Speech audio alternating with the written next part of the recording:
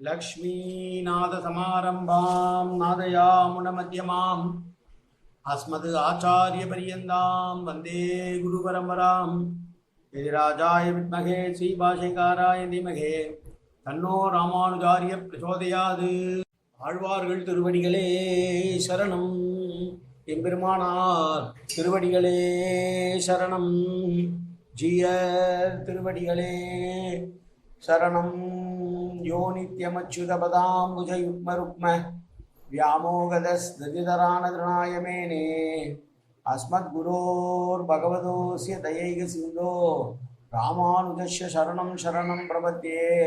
நீரார் கடலும் நிலமும் முழுதுண்டு ஏலார் ஆளும் இளந்தலில் மேல் துயிலந்தாய் சீரார் திருவேங்கட மாமலை மேயாராம் உதய அடியேர் கருளாயே. எல்லாம் அல்ல ஏழுமலையான் பெருங்கருணையால் 4000 திவ்ய பிரபந்த பாசுர பதிவேற்றங்களின் வரிசையில் இன்றைக்கு 2747வது நாள் பாசுர பதிவேற்றம்.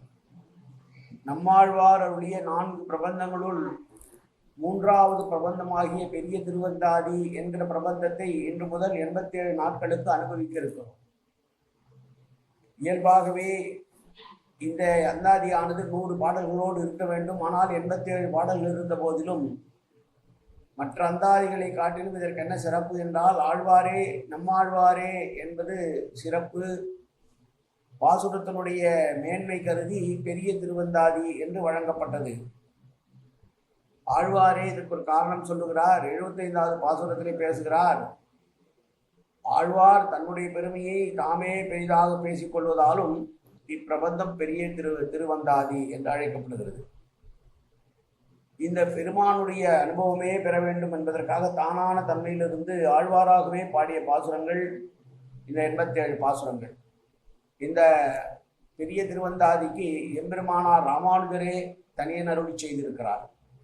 முந்துற்ற நெஞ்சே முயற்றி தரித்து உரைத்து வந்தித்து வாயார வாழ்த்தியே சந்த முருகு ஊரும் சோலை சூழ் மொய் பூம் பொரு நல் கூர் குருகூரன் மாறன் பேர் கூறு என்று நம்மாழ்வாரை புகழ்ந்து பேசு என்று சொல்லுகிற தனியன் இது.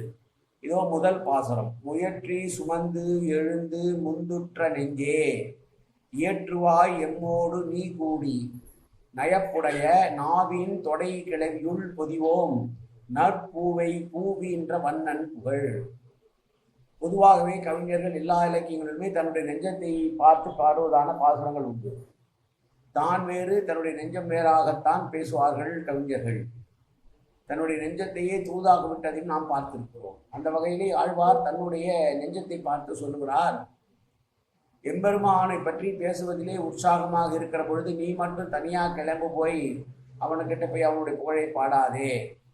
என்னோடு சேர்ந்து வர வேண்டும். என்னோடு சேர்ந்து நீயும் வந்து நாம் இருவரும் சேர்ந்து அவனை பற்றி புகழ வேண்டுமே, அல்லாது நீ மட்டும் மனமே நீ மட்டும் தனியாக போய் அவனை புகழ்ந்து விடாதே என்று சொல்வார். நல் பூவை பூவின்றவன் நான் என்றால் காயம்பூ நிறத்தை உடையவன் அந்த கண்ணன். அவனுடைய புகழை திருக்கல்யாண குணங்களை அன்பு பொருந்திய நாவினாலே கவனமாக செய்யப்படுகின்ற தொடை என்றால் பொருட்களை சேர்த்து சேர்த்து வார்த்தைகளை சேர்த்து சொரித்து பொருளுண்டாக்குவது. அப்படி அழகான பொருத்தமான வார்த்தைகளை சேர்த்த ஒரு மாலையாக ஒரு பாமாலையை நாம் இருவரும் சேர்ந்து அவனுக்கு சூட்டுவோம் வா என்று கூப்பிடுகிறார். தம்முடைய திருவுள்ளத்தை நோக்கியே பேசுகிறார். நமது நெஞ்சானது தன்னை விட்டு தனித்து போய்விட்டதாம். பகவத் விஷய அனுபவத்திற்கு அப்படி முற்பட்டு போன நெஞ்சை கூறி என்னையும் நீ கூட கூட்டி செல் என்று சொல்லுகிறார்.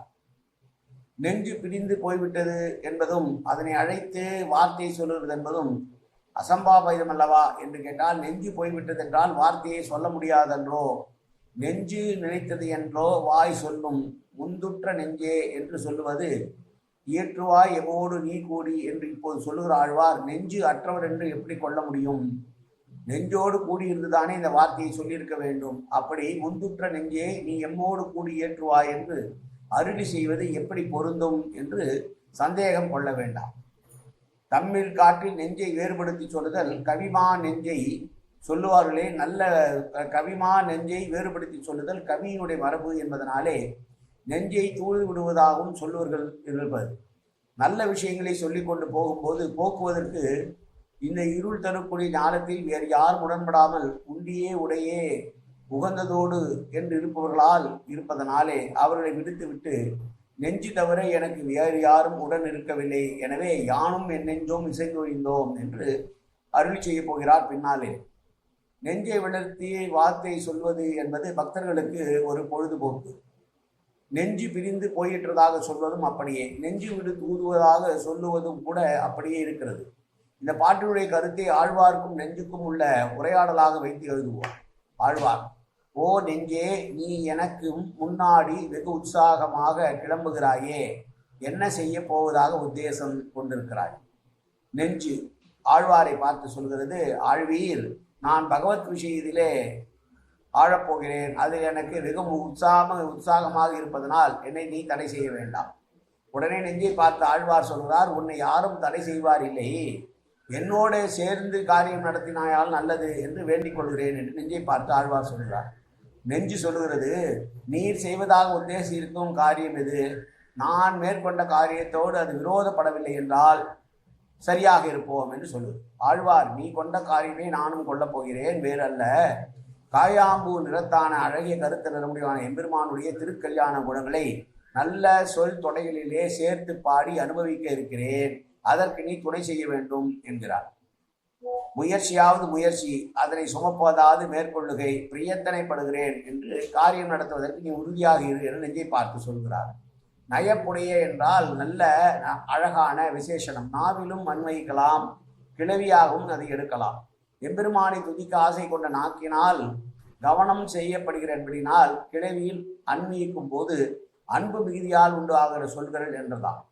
தொடை கிளவியுள் என்பது பதானாம் சௌப்ராத்தராதி நிமிஷனி ஷேல்யம் ஷவன்யோ என்று குணசத்திர கோஷத்திலே சொல்லப்படுகிறது. பதங்களுக்கு ஒன்றோடு ஒன்று அமையும் சேர்த்தி பழகுக்கு தொடை என்று பெயர். ஆகவே சேர்த்தி அழகு பொருந்திய இனிய சொற்களாலே பகவத் குணங்களை அமைத்து பாடும்படி நெஞ்சே நீ எனக்கு அனுகூலமாக இருக்க வேண்டும் என்று சொல்லுகிறார் ஆழ்வார். இந்த பிரபந்தம் முழுவதுமே வெண்பாக்களால் ஆனது.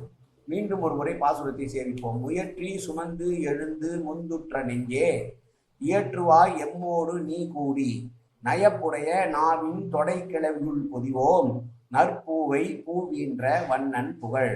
காயேன வாச்சா மனசேந்திரிவா அவ்யாப்தனாவா பிரகதேர் சுபாவாது கரோமி எத்தது சகலம் பரஸ்மை ஸ்ரீமன் நாராயணாய சமர்ப்பயாமை. உடலாலும் உள்ளத்தாலும் வாக்காலும் சகல விதமான பாவங்களும் தோஷங்களும் நிறைந்ததாக உலகத்தை இயல்பிருந்த போதிலும் அடியேன் செய்கிற நல்வினையோ தீவனையோ அத்தனையும் உன்னுடைய கமலமலர் பாதங்களில் சமர்ப்பிக்கிறேன் கண்ணா. காத்தருள்வாய் கண்ணா, ஏற்றுக்கொள்வாய் கண்ணா.